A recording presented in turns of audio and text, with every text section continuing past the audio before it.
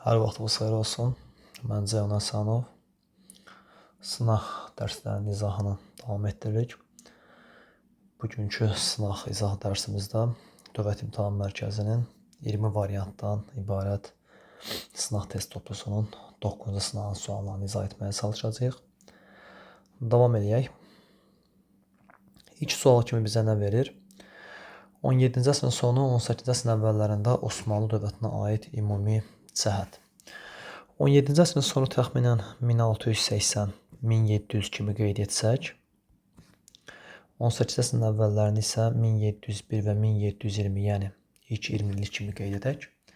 Osmanlı dövlətinə aid ümumi cəhət. Məhdud sultan hakimiyyətinin mövcud olması, bu təbii ki, bu yanlışdır. Çünki Osmanlı dövlətində sultanların hakimiyyəti qeyri-məhduddur. Yəni heç kimdən hesablaşmır. Səfəvlərlə sülh müqaviləsinin imzalanması. Ümumiyyətlə, bir məsələni yadda saxlayın. 1639 Qəsr-Şirin müqaviləsindən tutmuş 1720-lərə qədər Səfəv-Osmanlı müharibəsi olmayıb, 20-ci illərə qədər. Ona görə də 17-ci əsrin sonunda Səfəvlərlə Osmanlı arasında sülh müqaviləsi ola bilməz. Xidmət müqabilində tiyul torpaqlarının verilməsi. Osmanlıda tiyul torpaqları verilmirdi, bu da yanlışdır.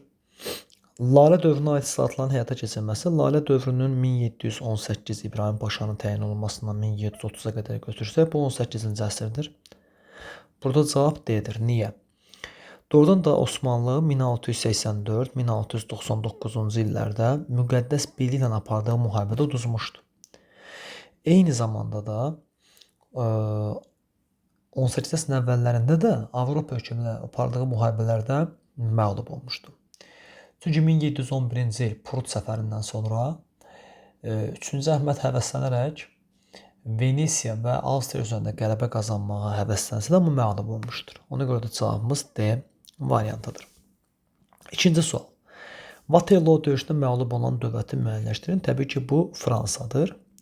Biz bilirik ki, Napolyon 1813-cü ildə Leipzig döyüşündə, yəni xalqlar döyüşündə məğlub edildikdən sonra birinci dəfə sürgün olunur, amma sonradan həbsdən qaçaraq onun 100 günlük hakimiyyəti başlayır. İkinci dəfə isə Waterloo döyüşündə artıq müqəddəs Yan adasına sürgün olunur. Birinci də müqəddəs Elba adasına sürgün olmuşdu və bununla da Napolyon erası bitir. 3-ün Almaniya olduğunu qeyd edək. 1-in İngiltərə, 5-in İspaniya, 2-nin də İtaliya olduğunu qeyd edək. Burada söhbət Fransadan gedir. C variantı. Davam edək. Fransa İmperatoru 1-ci Napolyonun fəaliyyətinə aiddir. 1-ci Napolyon hakimiyyət dövrünü 1804-1814 kimi qələmə versək, baxaq.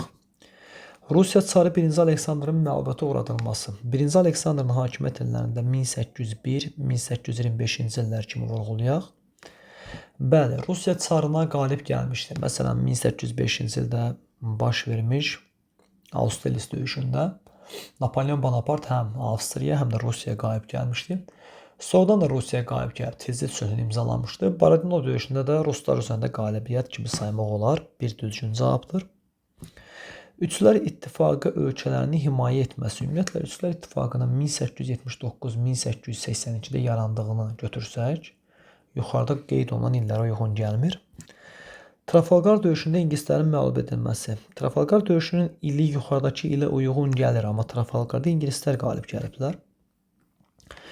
Avstriya və Prusiya ordularına qalib gəlmişdi. Bəli, Avstriya ordusuna qalib gəlmişdi Austerlitzdə. Sonradan Viyananı ələ keçirmişdi. Daha doğrusu Viyananı ələ keçirib, sonra Austerlitz döyüşündə qalib gəlmişdi. Prusiyaya da qalib gəlib, o zamanki Almaniyanın bir hissəsi Berlinə daxil olaraq kontinentə blokadanı orada elan etmişdir. Deməli, bu da var. Osmanlıya qarşı müqəddəs ittifaqa qoşulması. Ümumiyyətlə, Fransızlarla Osmanlı arasında qəribə yaxınlıq əlaqəsi olub. Həmçinin Osmanlıya qarşı müqəddəs ittifaq 1815-də qurulubdur. Napolyon hissəsi də ora qoşula bilməzdi. Fransa qoşulmuşdu, İngiltərə qoşulmamışdı. Amma o zaman Napolyon hakimiyyətdə deyildi. Deməli, cavabımız burada 1 və 4-dür. D variantıdır.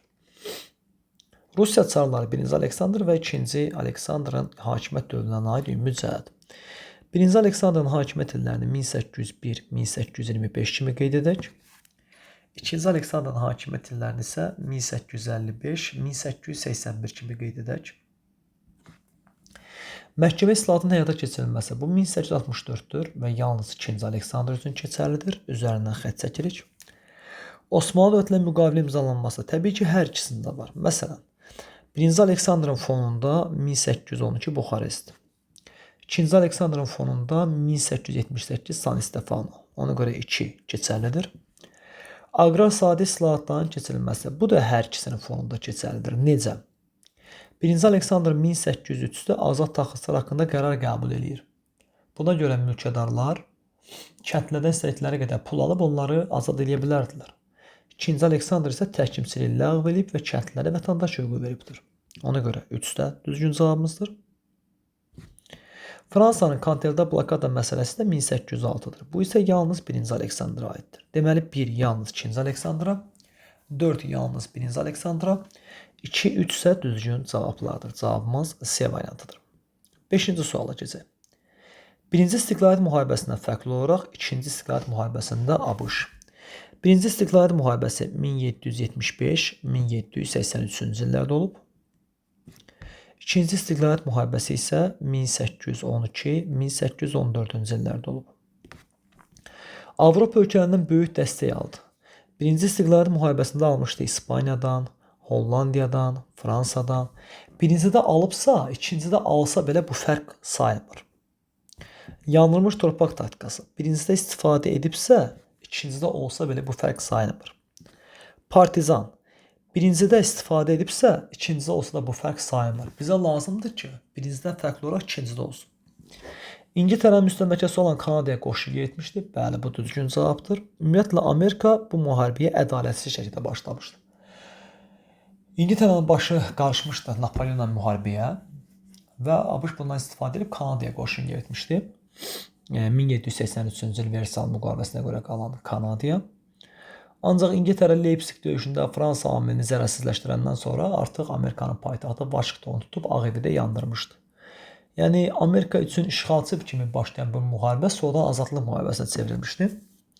Qaldı ki, İngiltərədən Gent müqaviləsinin imzalanması, əlbəttə Gent müqaviləsinin imzalanmasını 1814 kimi qəbul edə bilərik.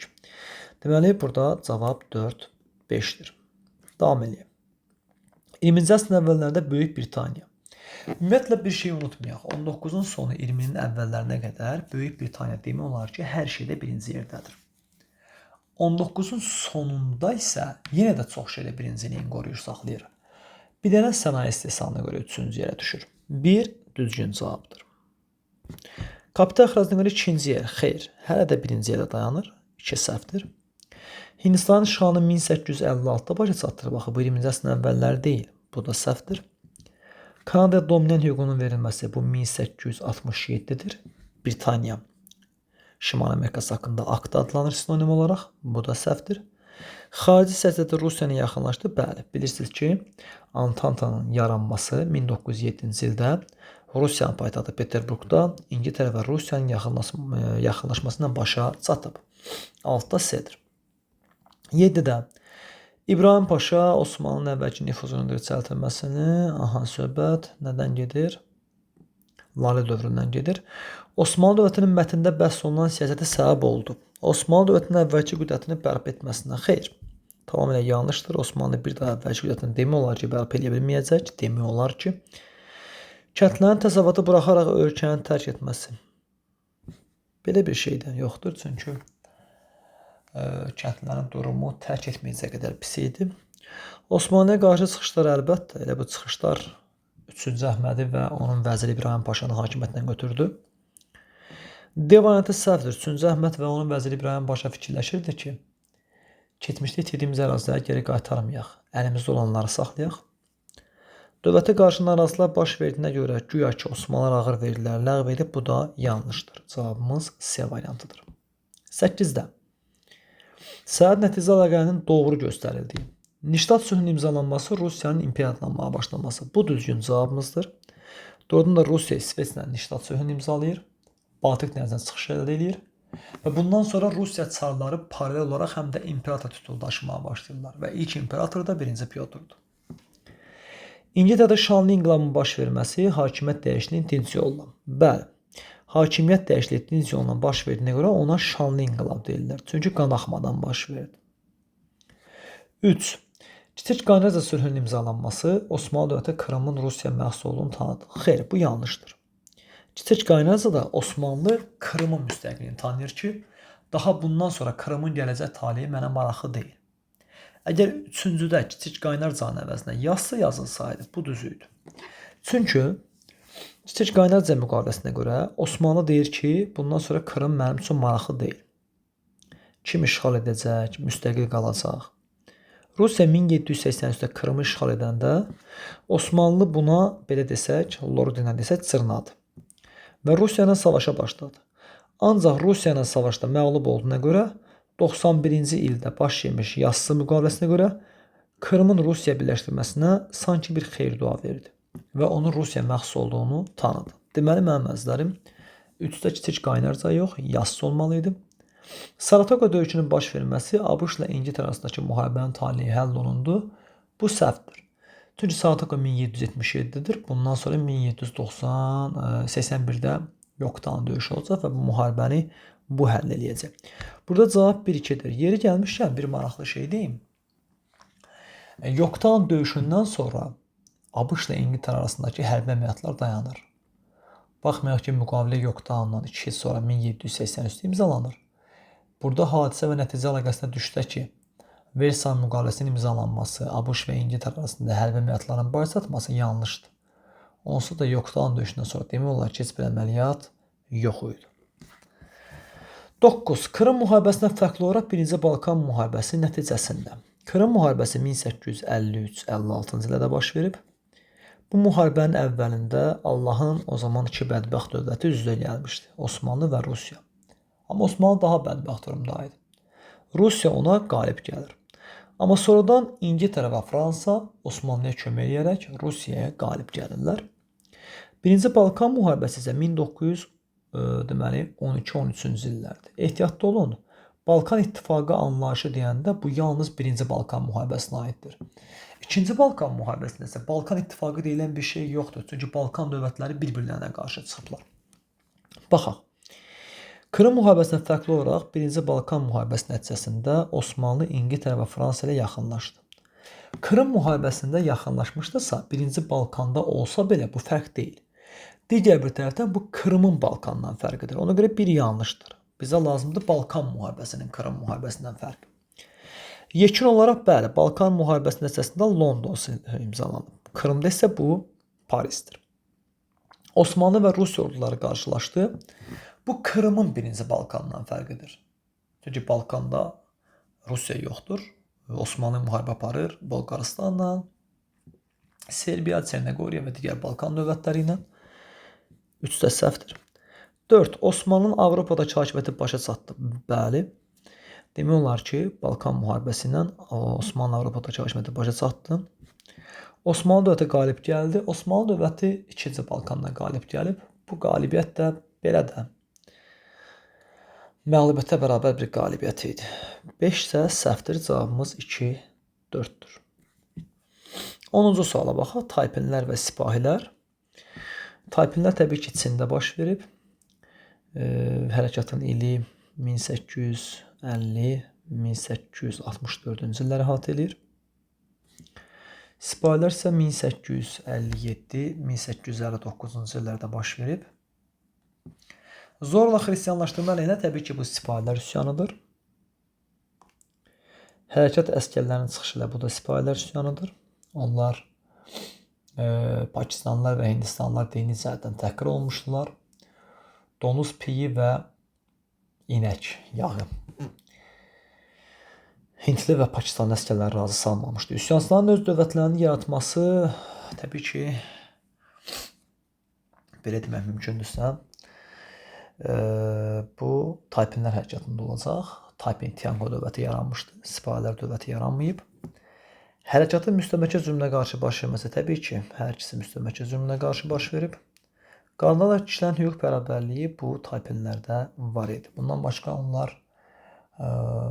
vergilərin aşağı salınmasını və kasıblardan alınmamasını tələb edirdilər. 1 SY, 2 AB, 3 D. Cavabımız C variantıdır. 11-ci sual.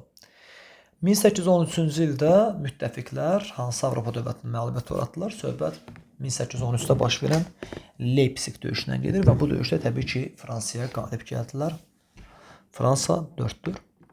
1 Rusiya ərazisidir, yenidən qeyd edək. 5 Osmanlı ərazisidir.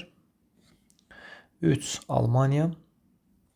Almaniya demək düzgün deyil. Almaniya adətən 1871-ci il müharibəsindən sonra deyəcəyik. 2-yə isə İngiltərə demək mümkündür. Cavaba. 12. 19-cu əsrin 70-ci illəri Osmanlı, yəni 1870-1879 Osmanlı. Yaponiya isə 1880-1889-cu illərə aid oxşar cəhət. Paytaxtın yeni şəhərə köçürülməsi. Yaponiyada da paytaxt köçürülməyib, çünki bu 19-cu əsrin 60-cı illərində olacaq. Ondan sonra paytaxt köçürülməyəcək, həmişə Tokyo qalıb. Osmanlı isə 1453-dən bu tərəfə paytaxt köçürülməmişdi, yəni süquta qədər. A səhvdir. Respublika elan olunması. Hər ikisi heç vaxt respublika olmayıb. Heç vaxt. Yaponiya bu gün də respublika deyil. Burjuva inqilabının baş verməsi. Yenə heç birisi. Çünki Osmanlıda burjuva inqilabı baş verib 1908 gənc türklər. Yaponiyada isə bu 1868-də baş vermişdi. Monarxiyanın bərpa edilməsi. Monarxiyanın bərpa edilməsi deyəndə Yaponiya ömür boyu monarxiya olub. Nə vaxtsa respublika olmayıb ki, bərpa edilsin. Eyni zamanda da Osmanlı da bu şərti ödəyir. Bu da səhvdir. Konstitusiya monarxiya çevrilməsi, bəli, bu düzdür. Çünki bu Osmanlıda 1876 idi. Əbdülhəmid konstitusiyanı qəbul etmişdi. Yaponların da ilk konstitusiyası 1889 idi. Deməli, düzgün cavabımız D variantıdır. 13-dən davam edək. Məntiqi ardıcılığı tamamlayın. Marna döyüşünün baş verməsi, təbii ki, 1914 İngilis-Fransızlar qalib gəlir. Antant Hərbi İttifaqının yaranması bu 1907-də yaranması başa çatır. İndi biz 1914-dən necə 1907-yə qaydaq? Yararsızdır bu variant. Almanlar ilk dəfə zəhərli xlordan istifadə etməsi 1915-dir. Tamam, 14-dən sonradır, amma bir məntiqi əlaqə qurulmayıb bax. İtaliyanın Üstlər İttifaqından çıxması. Onsuz da İtaliya Birinci Dünya müharibəsi başlayanda demişdi ki, mən müharibəyə qoşulmuram. Elə 14-də çıxmışdı. Bu da əlaqəsizdir. Schlieffen planının uğursuzluğa düçar olması. Bəli, bu düzgün cavabdır.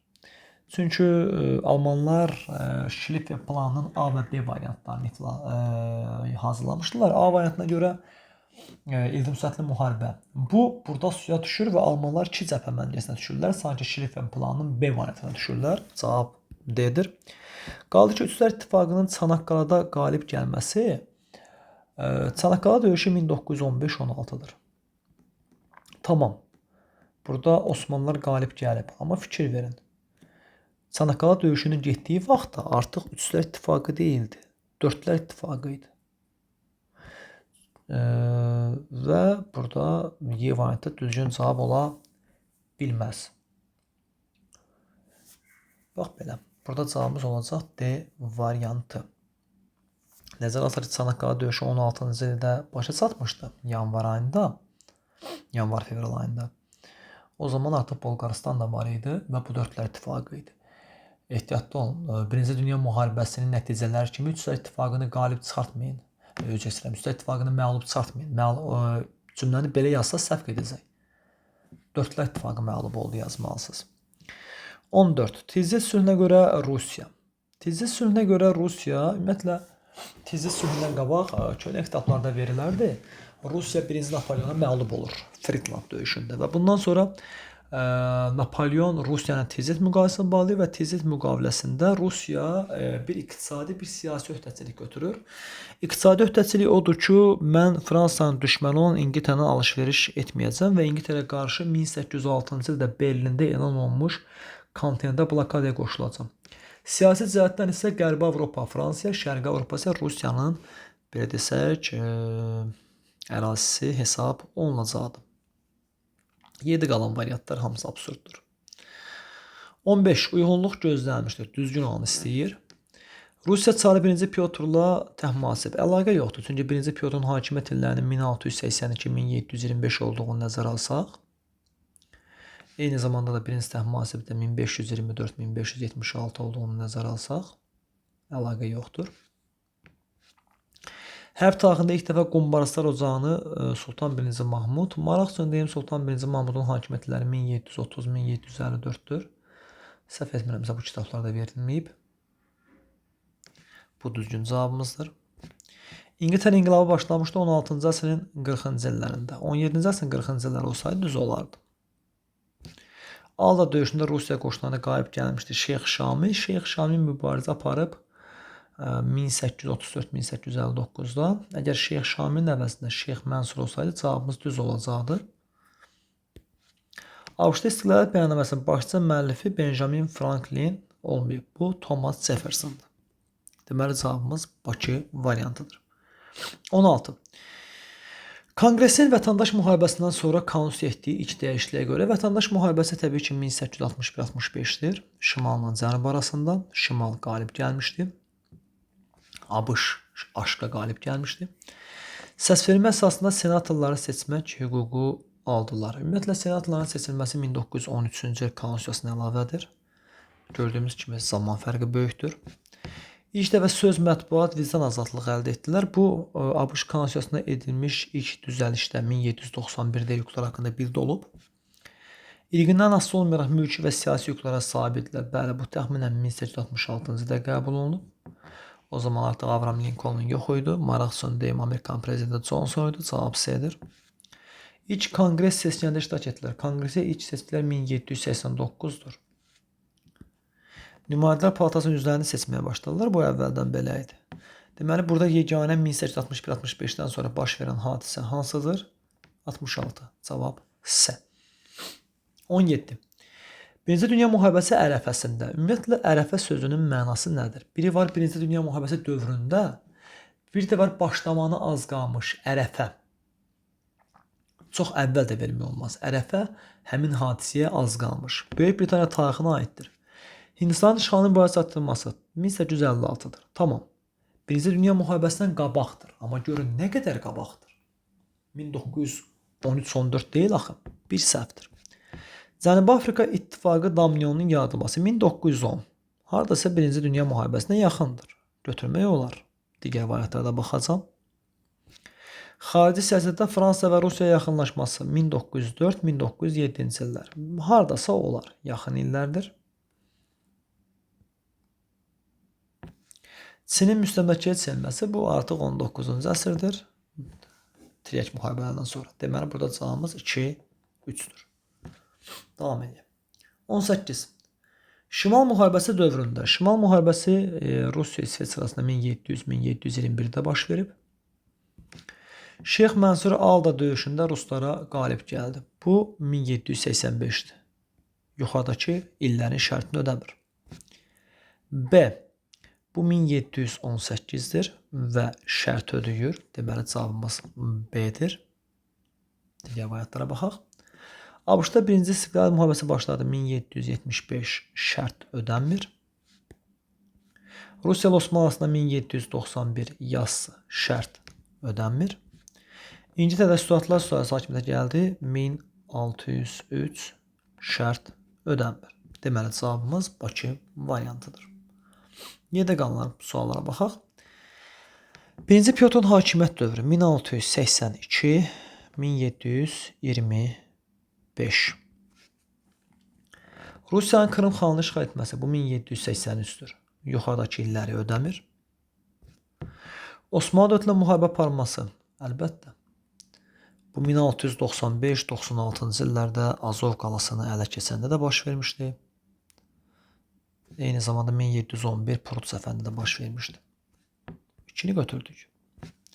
İlk hərbi donanma, bəli. İlk hərbi donanma və daimi ordu burada olub 2-3. Respospolitanın bölüşdürülməsi köhnə kitablarda daha yaxşı yazılarda bu 1772, 1793 və 1795. Bu ikinci Yekaterinadır. Birinci Pyotr deyil. Bunun üzərindən xətt çəkirik. Poltava döyüşündə rusların qalib gəlməsi əlbəttə Şimal müharibəsinin anası deyirlər bu döyüşə. Cavabımız 2, 3, 5, yəni B variantıdır. Davam edək. 20. Osmanlı dövləti 18-ci əsrin birinci yarısı. Bu neçənci illərdir? 1701, 1750 olsun. 18-ci əsrin ikinci yarısı 1751, 1800. Baxaq. Nadir Şah Əfşarla sülh müqaviləsinin imzalanması. Nəzərə alsaq ki, Nadir Şah Əfşar 1736-47 hakimiyyətdə olub və nə deyir orada? Deyir ki, Nadir üsyanların genişləndiyini görüb Osmanlı ilə sülh müqaviləsi bağladı. Nadir Şah. Deməli, A variantı var və o bu illəri ödəyir. Yassı sülhü. Axı bu 1791-dir. Yuxarıdakı ili ödəmir. Viyana şəhərinin fəth edilməsi. Belə bir şey heç vaxt baş vermədi. Səvr hökmdarı Şah Süleyman. Axı bu adam 17-ci əsrdə yaşayıb. 1666-1694. Bu da səhvdir. Deməli, birdən bir dənə A-nı uğurladıq. 18-ci əsrin ikinci yarısı. Səfəvlərlə müharibə. Səfəvlər 1736-dan sonra yoxdursa, necə 1751-1800-də müharibə baş verə bilər? A. Səhvdir. Birinci Mahmudun hakimiyyətə gəlməsi. Bu 1730-dur.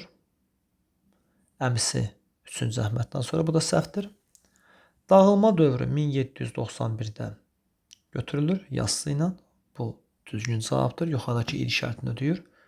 Sultan 3-cü Səlimin də hakimiyyət illərinin 1789-dan başladığını nəzərə alsaq, bunu da götürə bilərik. 90-cı illərin əvvəllərində. 1A, 2C, D. Cavabımız Bakı variantıdır. 21. Osmanlı hökmdarı Sultan 3-cü Əhmədin islahat keçirməkdə məqsədi. Təbii ki, o dövrdə Osmanlı sultanları nə qədər islahat keçirirlərsə keçirsinlər, hər şeyi kökdən həll etmədiyinə görə uğursuzluğa düçar olurdular. Osmanlı dövlətinin geriləməsinin qarşısını almaq istəyirdi. Çünki Osmanlı dövlətində 1699-cu ildən etibarən geriləmə başlamışdı. Və 3-cü Əhmədin də hakimiyyət illəri 1703-1730 olduğunu nəzərə alsaq, əsas qarşısına qoyduğu məqsəd elə A variantıdır. Bu məsələdə ehtiyatlı olaq. Belə. Digər variantlara baxmaya ehtiyac görmədim. 22. Xəritədə ştrixlənmiş ölkənin 18-ci əsr tarixinə aid. 18-ci əsr ehtiyatlı olun. Söhbət İspaniyadan gedir. Baxaq. İngiltərə qarşı müharibədə ABŞ-da ittifaqda olmuşdu. Tamamilə düz deyir. 1775, 1783, 18-ci əsr ABŞ-ın istiqlal müharibəsində İngiltərəyə kömək eləyib. ABŞ-a kömək eləyib, üzr istəyirəm. A variantı düzgün cavabdır. Baxaq digər variantlara. Məğlub edilməz armadası İngiltərəyə məğlub olmuşdur. Bəli, bu düzdür. Amma neçənci əsrdə? 16-cı əsrdə. Bizdə yuxarıda nə istəyir? 18-ci əsr. B-ni qırağa tullayaq. Müsəlmanlara qarşı rekonkist hərəkatı. Tamam, bu İspaniyadır. Amma bu 11-ci əsrdir axı. Bunu da tullayaq. Fransa imperatoru 3-cü Napoleonun yürüşünə məruz qalmışdır. Məruz qalsa belə 3-cü Napoleon 1852-1870-də hakimiyyətdə olub. 19-cu əsrdir. Yeri gəlmişlər 3-cü Napoleonla bağlı nəyi deyim? Əgər 3-cü Napoleon yox, bu Louis Napoleondursa, onda Napoleonun prezidentlik dövrüdür və biz Fransanın 2-ci Respublika dövründəyik. Yox, əgər Louis Napoleon yox, 3-cü Napoleondursa, onda biz Fransada 2-ci imperiya dövründəyik. 1852-1870. Qaldı ki, 7 illik müharibədə Fransanın qələbəsinə yardım etmişdir. 7 illik müharibə tamam 1756-1763-cü illər əhatə eləyir. Amma burada İspaniyanın Fransaya kömək etdiyini şahidi olmuruq. Cavab A. 23. 19-cu əsrin 60-cı ildən aid olanları müəyyən edin. Söhbət burada 1860-1869-cu illərdən gedir. Rusiyada burjua islahatlarının həyata keçirilməsi əlbəttə 1864 məhkəmə islahatı var. Bundan başqa digər islahatlar var. Məsələn, 1861-də təhkimçinin ləğvi var. Bir düşür. ABŞ-da 2-ci istiqlal müharibəsinin başa çatması bu 1814-dür, düşmür. Yaponiyada burjua islahatları təbii ki bu 1860-cı illər 68-dən başlayır. İngiltərədə birinci parlament islahatı 1832-dir. Əgər ikinci parlament islahatı olsaydı, onda 1867 olardı və cavab götürərdik. Cavabımız deməli 1, 3-dür. 24. 19-cu əsrin ortalarında deməli müstəmləkə zülmünə qarşı azadlıq hərəkatları baş vermişdir. Bu hərəkatlar İngiltərə ordusu tərəfindən yatırılmışdır. Təbii ki, söhbət Çindən gedəcək Taypinlər və eyni zamanda Hindistandan gedəcək sipahilər. 1 və 2 olacaq burada cavab. 1 və 2. 5 ərazisi Şimali Koreyaya düşür. Bu isə isə Cənubi Koreyaya düşür. Laf qıraqda olunanın Yaponiya olduğunu qeyd edək. 4-ün Osmanlı olduğunu qeyd edək. 3-ün Ərəbistan olduğunu qeyd edək. Yerdə qalan ərazilərdən bəzilərini çəksək, İran, bundan başqa Hindistanın yanında ən yaxın olan Pakistan, sonra Əfqanistan, buranı Qazaxıstan, yox, buranı Qazaxıstan kimi qeyd edək, buranı Monqolistan, təbii ki, ən yuxarı bu boşluq ərazi 1-2-nin olduğu ərazini deməli burada 1-2 yazdığımız yeri Rusiya qeyd eləsək, İran və Qazaxıstan arasında isə Türkmənistan, Özbəkistan və Qırğızstanın olduğunu qeyd edək. Belə. 25. Osmanlı və Fransa dövlətlərinin 19-cu əsr tarixinə aid oxşar cəhətlər 1801-1900. Baxaq görək burada nə var. Çar 1-ci Aleksandrın dövründə Rusiya ilə müharibə aparmaları. Baxaq. Çar 1-ci Aleksandr 1801-1825. Varmı Osmanlı Rusiya savaşı? Var. Məsələn 1807 Gümrü düşür. Varmı Fransa Rusiya savaşı? Var. 1805 Austerlitz. Deməli bir oxşar cəhətdir. 2. Tiryək müharibəsində Çinə qarşı mübarizə aparmaları. Tamam, Fransa yaxşı. Amma Osmanlı tiryək müharibələrində yoxdur. Fransa ikinci tiryəkdə var. Amerika Birləşmiş Ştatlarına qarşı İngiltərə dövlətlə müttəfiq olmaları. Fransa hə.